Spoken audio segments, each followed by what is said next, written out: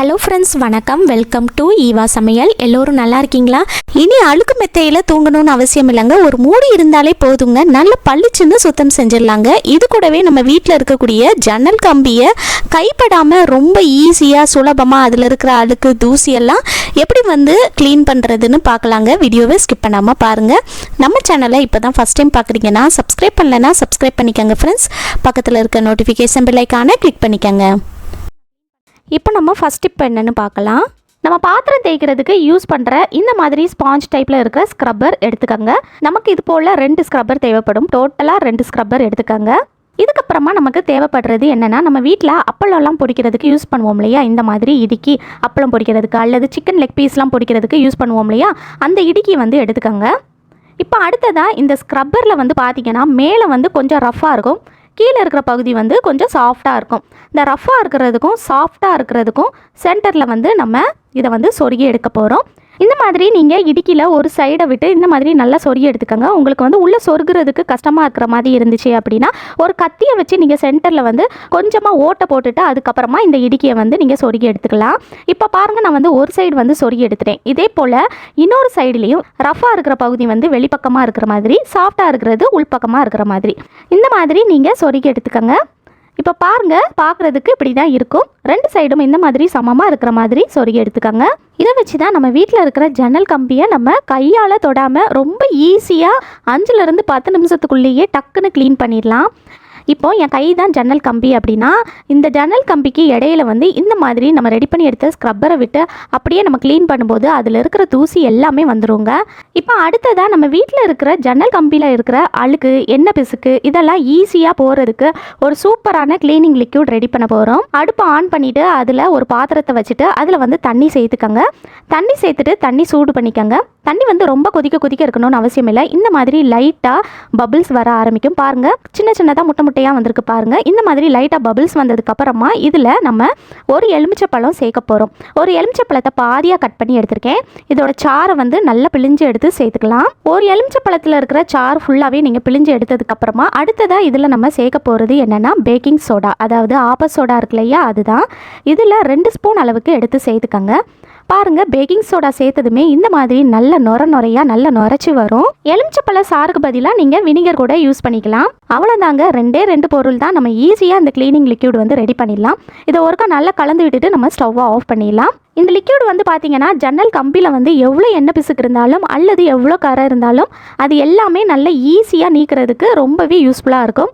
நான் ரூமில் இருக்கிற ஜன்னல் கம்பியை தான் வீடியோவில் க்ளீன் பண்ணி காட்ட போகிறேன். நீங்கள் உங்கள் வீட்டில் கிச்சனில் இருக்கிற எண்ணெய் பிசுக்கான ஜன்னல் கம்பியை கூட இந்த லிக்யூட் யூஸ் பண்ணி க்ளீன் பண்ணலாம். நல்லா பளிச்சுன்னு அதில் இருக்கிற எண்ணெய் பிசுக்கு கூட ஈஸியாக நீங்கிருங்க. டக்குன்னு க்ளீன் பண்ணிடலாம். இப்போ பாருங்கள், நான் இந்த ஜன்னலை தொட்டு காட்டுறேன். உங்களுக்கு பார்க்கும்போதே தெரியும்னு நினைக்கிறேன் எவ்வளோ அழுக்கு இருக்குன்னு. பாருங்கள் எவ்வளோ தூசி வருதுன்னு. ரொம்ப நாளாகவே இந்த ஜன்னல் நான் க்ளீன் பண்ணவே இல்லை. இப்போ நம்ம ரெடி பண்ணி எடுத்த க்ளீனிங் லிக்யூட் இருக்கு இல்லையா, அதை நான் ஒரு மக்கில் எடுத்து வச்சுருக்கேன். அடுத்ததாக இன்னொரு மக்கில் நான் சும்மா சாதாரண தண்ணி எடுத்து வச்சுருக்கேன். சும்மா நார்மல் வாட்டர் எடுத்து வச்சுக்கோங்க. இப்போ நம்ம க்ளீன் பண்ண ஆரம்பிக்கலாம். நம்ம ரெடி பண்ணி எடுத்த இந்த ஸ்க்ரப்பர் இடுக்கியில் சொறி எடுத்திருந்தோம் இல்லையா, அதை இந்த மாதிரி நம்ம ரெடி பண்ணி எடுத்த க்ளீனிங் லிக்யூட் இருக்கு இல்லையா, அதுக்குள்ளே இந்த மாதிரி நல்லா முக்கி எடுத்துக்காங்க. இந்த லிக்யூடில் நல்லா முக்கி எடுத்ததுக்கப்புறமா அந்த இடுக்கியை கொஞ்சம் டைட்டாக நீங்கள் ப்ரெஸ் பண்ணிங்க அப்படின்னா அதில் இருக்கிற தண்ணி கொஞ்சம் கீழே லீக் ஆயிரும். அதுக்கப்புறமா இதை அப்படியே எடுத்துகிட்டு போய் நம்ம வீட்டில் இருக்கிற ஜன்னலில் பாருங்கள் இந்த மாதிரி நீங்கள் க்ளீன் பண்ணிடலாம். ரொம்ப ஈஸியாக நம்மளால் க்ளீன் பண்ண முடியுங்க. நம்ம கையை வச்சு ஒரு ஜன்னலாக நம்ம கஷ்டப்பட்டு கை வலிக்க க்ளீன் பண்ணணும்னு அவசியமே இல்லை. நீங்கள் இந்த மாதிரி ரெடி பண்ணி க்ளீன் பண்ணி பாருங்கள். 5லேருந்து 10 நிமிஷத்துக்குள்ளேயே நம்ம வீட்டில் இருக்கிற ஜன்னலை டக்குன்னு க்ளீன் பண்ணிடலாம். இதுக்காக நம்ம கை வலிக்க க்ளீன் பண்ணணும்னு அவசியமே இல்லைங்க. நம்ம இந்த க்ளீனிங் லிக்யூடு எலுமிச்சப்பழ சாரும் பேக்கிங் சோடாவும் சேர்த்துருக்கிறதுனால இதில் இருக்கிற எண்ணெய் பிசுக்காக இருக்கட்டும் அல்லது எவ்வளோ அழுக்கு இருந்தாலும் அது எல்லாமே ஈஸியாக நீங்கிருங்க. ஜன்னல் கம்பி மட்டும் இல்லாமல் அந்த ஜன்னலில் இருக்கிற பாட்டம் சர்ஃபேஸ் இருக்குது பாருங்கள், அதில் இருக்கிற தூசியை கூட நீங்கள் இந்த மாதிரி ஈஸியாக க்ளீன் பண்ணிடலாங்க. பாருங்கள் எவ்வளோ ஈஸியாக நம்மளால் க்ளீன் பண்ண முடியுதுன்னு. இப்போ பாருங்கள் இதில் எவ்வளோ தூசி வந்திருக்குன்னு. இந்த மாதிரி இந்த ஸ்பாஞ்சில் நிறைய அழுகு சேர்ந்ததுக்கப்புறமா இதை நம்ம நார்மல் வாட்டர், அதாவது சாதாரண தண்ணி எடுத்து வச்சுருக்கோம் இல்லையா, அதுக்குள்ளே இந்த மாதிரி நல்லா முக்கி எடுத்துக்கோங்க. இந்த மாதிரி நல்லா முக்கி எடுத்துட்டிங்கன்னா அதில் இருக்கிற அழுக்கு எல்லாமே தண்ணியில் நல்லா இறங்கி வந்துடும். அதுக்கப்புறமா நீங்கள் வந்து இந்த மாதிரி அந்த இடிக்கை வந்து நல்லா டைட்டாக ப்ரெஸ் பண்ணி விட்டிங்கன்னா அதில் இருக்கிற எஸ்எஸ் வாட்டர் எல்லாமே அந்த தண்ணியில் வந்துடும். அதுக்கப்புறமா நம்ம வந்து ரெடி பண்ணி எடுத்த லிக்யூட் இருக்கு இல்லையா, அதுக்குள்ளே வந்து இந்த ஸ்பாஞ்சை வந்து முக்கி எடுத்துட்டு மறுபடியும் நம்ம வந்து க்ளீன் பண்ண ஆரம்பிக்கலாம். பாருங்கள், ரொம்ப ஈஸிங்க. இதுக்காக நம்ம வந்து கை வலிக்க க்ளீன் பண்ணணும்னு அவசியமே இல்லை. இந்த மாதிரி ஜன்னல் கம்பியில் வந்து இடுக்கில் விட்டு இந்த மாதிரி நீங்கள் லைட்டாக அப்படியே இழுத்து விட்டிங்கன்னா அதில் இருக்கிற அழுக்கு தூசி எல்லாமே வந்துடுங்க. நான் ஃபுல்லாக க்ளீன் பண்ணி முடிச்சுட்டு எப்படி இருக்குன்னு காட்டுறேன். இப்போ நான் வந்து அந்த ஜன்னலில் இருக்கிற ஜன்னல் கம்பி ஃபுல்லாகவே நான் வந்து க்ளீன் பண்ணி முடிச்சிட்டேன், நம்ம ரெடி பண்ணி எடுத்த லிக்யூடை தொட்டு.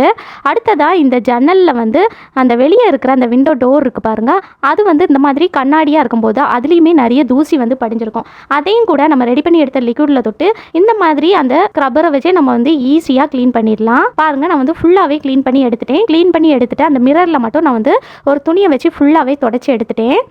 நீங்கள் ஜன்னல் கம்பியில் வந்து துணியை வச்சு துடைக்கணும்னு அவசியமே இல்லைங்க. ஜன்னல் ஃபுல்லாக நீங்கள் க்ளீன் பண்ணி எடுத்ததுக்கப்புறமா அந்த ஜன்னலை வந்து நீங்கள் ஓப்பன் பண்ணி வச்சிட்டிங்கனாலே அந்த ஜன்னல் கம்பியில் இருக்கிற ஈரம் எல்லாமே அந்த காற்றுக்கு வந்து ஃபுல்லாகவே நல்லா ட்ரை ஆகிடும். பாருங்கள், நான் வந்து ஜன்னல் கம்பி ஃபுல்லாகவே க்ளீன் பண்ணிட்டேன். இப்போ எந்த அளவுக்கு நல்லா பளிச்சுன்னு இருக்குன்னு பாருங்கள். இப்போ நான் தொட்டு காட்டுறேன் பாருங்கள். இப்போது அந்த தூசி வந்து சுத்தமாக இல்லைங்க. இந்த மாதிரி நம்ம வீட்டில் இருக்கிற ஜன்னல் கம்பியை ஈஸியாக க்ளீன் பண்ணிடலாங்க. கண்டிப்பாக ட்ரை பண்ணி பாருங்கள். இப்போ பாருங்கள், இந்த தண்ணியில் எவ்வளோ அழுக்கு இருக்குன்னு.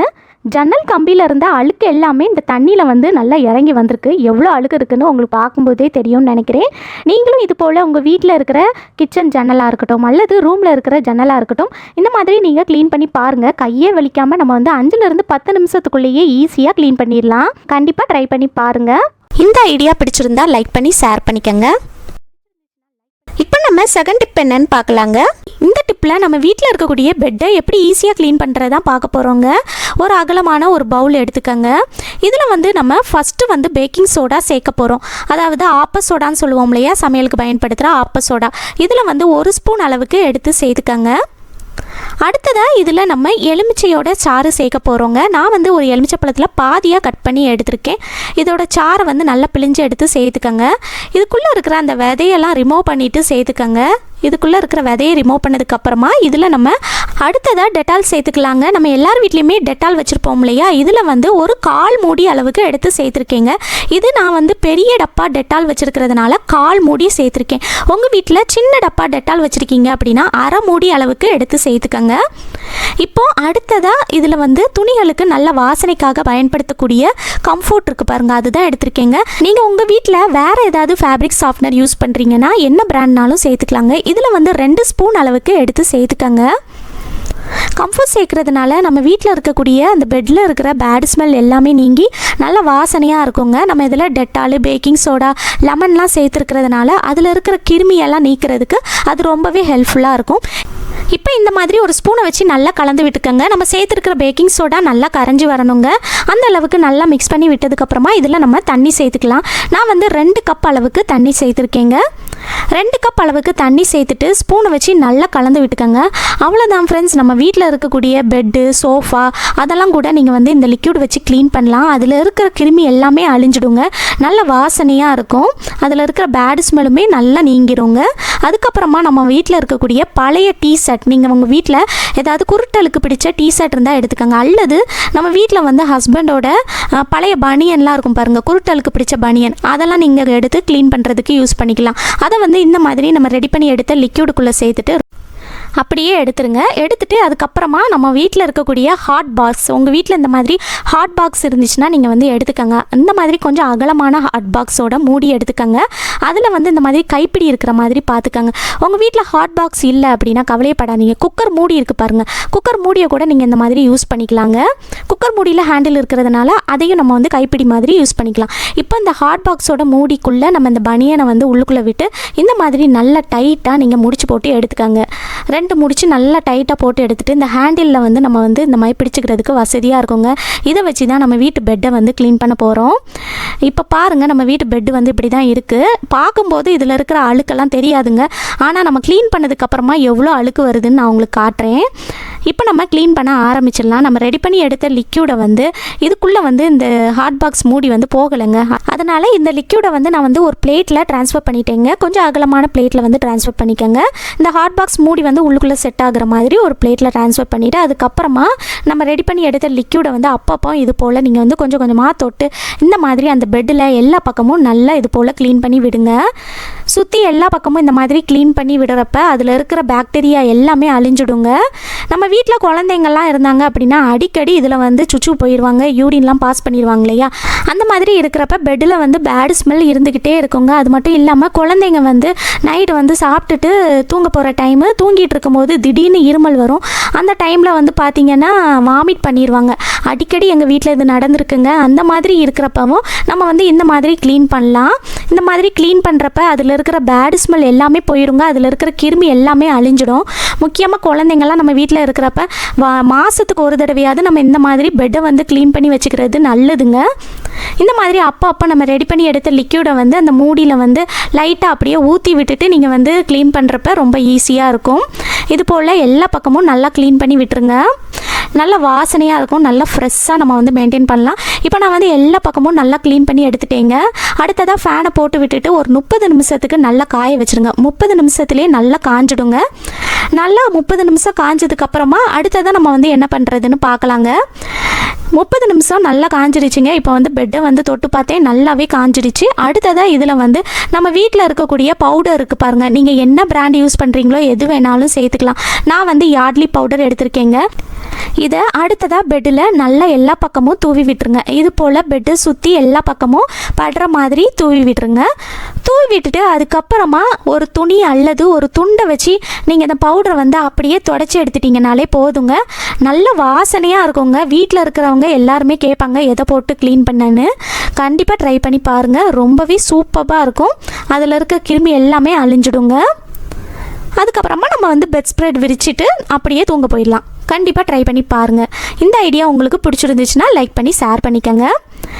இந்த லிக்விட் யூஸ் பண்ணி நம்ம வீட்டில் இருக்கிற சோஃபாவையும் க்ளீன் பண்ணலாங்க. நம்ம வீட்டில் ஒரு மாதத்துக்கு ஒரு தடவையாவது சோஃபாவையும் நீங்கள் இந்த லிக்விட் ரெடி பண்ணி க்ளீன் பண்ணுங்கள். ஈஸியாக க்ளீன் பண்ணிடலாங்க. கண்டிப்பாக ட்ரை பண்ணுங்கள். இப்போ பாருங்கள் ஃப்ரெண்ட்ஸ், நம்ம க்ளீன் பண்ணி எடுத்ததுக்கப்புறமா எவ்வளோ அழுக்கு வந்திருக்குன்னு. முன்னாடி இருக்கிற அந்த துணி கலரை பார்த்துட்டு நீங்கள் பின்னாடி இருக்கிற கலரை பார்க்கும்போது உங்களுக்கு டிஃப்ரென்ஸ் தெரியும்னு நினைக்கிறேன். எவ்வளோ அழுக்கு வந்திருக்குன்னு. இது எல்லாமே அந்த பெட்டிலேருந்து வந்த அழுக்கு தான். நீங்கள் மாதத்துக்கு ஒரு தடவை இந்த மாதிரி க்ளீன் பண்ணுறப்ப நம்ம வீட்டு பெட்டில் வந்து எந்த வித அழுக்கும் இல்லாமல் மெயின்டைன் பண்ண முடியும். கண்டிப்பாக ட்ரை பண்ணுங்கள். அடுத்ததான் நம்ம வீட்டில் இருக்கக்கூடிய பாய் இருக்குது பாருங்கள். அதுலேயுமே ஈரவாடை அடிச்சுக்கிட்டே இருக்கும் இல்லையா. அதில் வந்து ஒரு மாதிரி பேட் ஸ்மெல் இருந்துச்சு அப்படின்னா இதையுமே நம்ம ரெடி பண்ணி எடுத்த லிக்யூடில் வந்து எடுத்து இது போல் நீங்கள் வந்து நல்லா க்ளீன் பண்ணுறப்ப அதில் இருக்கிற அழுக்கு பேட் ஸ்மெல் எல்லாமே போய் நல்ல வாசனையாக இருக்குங்க. அதுக்கப்புறமா ஒரு 30 நிமிஷம் நல்லா காய விட்டுருங்க. காஞ்சதுக்கப்புறமா இது போல் நம்ம வந்து எல்லா பக்கமும் நல்லா பவுடரை தூவி விட்டுடலாம். தூவி விட்டுட்டு அதுக்கப்புறமா ஒரு துணியை வச்சு தொடச்சி எடுத்துட்டிங்கனாலே போதுங்க. அதில் இருக்கிற பேட் ஸ்மெல் எல்லாமே நீங்கி நல்ல வாசனையாக இருக்கும். கண்டிப்பாக ட்ரை பண்ணி பாருங்கள். ஓகே ஃப்ரெண்ட்ஸ், இந்த வீடியோ முழுசாக பொறுமையாக பார்த்ததுக்கு ரொம்ப நன்றி ஃப்ரெண்ட்ஸ். ஏதாவது ஒரு டிப்பாவது உங்களுக்கு ரொம்பவே யூஸ்ஃபுல்லாக இருந்திருக்கும்னு நினைக்கிறேன். பிடிச்சிருந்துச்சுன்னா லைக் பண்ணிக்கோங்க. உங்கள் ஃப்ரெண்ட்ஸ் அண்ட் ஃபேமிலி மெம்பர்ஸ் கூட ஷேர் பண்ணிக்கோங்க. நம்ம சேனலை இப்போ தான் ஃபஸ்ட் டைம் பார்க்குறீங்கன்னா சப்ஸ்கிரைப் பண்ணலன்னா சப்ஸ்கிரைப் பண்ணிக்கோங்க. பக்கத்தில் இருக்க நோட்டிஃபிகேஷன் பெல் ஐக்கானை கிளிக் பண்ணிக்கோங்க. தேங்க்யூ.